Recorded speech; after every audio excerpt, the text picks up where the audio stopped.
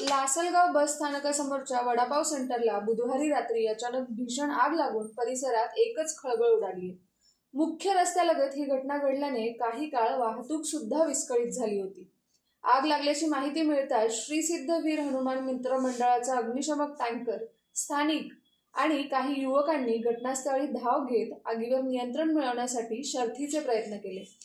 सहाय्यक पोलीस निरीक्षक सागर कोते यांच्यासह पोलीस पथकाने नागरिकांना सुरक्षित स्थळी हलवत वाहतूक सुरळीत ठेवली. तर महावितरणच्या कर्मचाऱ्यांनी तातडीने वीज पुरवठा खंडित करून बचाव कार्याला सहकार्य केले. या आगीत वडापाव सेंटरमधील फ्रीज, टेबल, काही खाद्य साहित्य आणि इतर साहित्य जळून खाक झालंय आणि त्यामुळे मोठं नुकसान झालंय असा अंदाज व्यक्त करण्यात येतोय. दरम्यान आगीच्या ठिकाणाजवळ असलेला गॅस सिलेंडर जवळच्या पेट्रोल पंपाच्या कर्मचाऱ्यांनी वेळेत सुरक्षित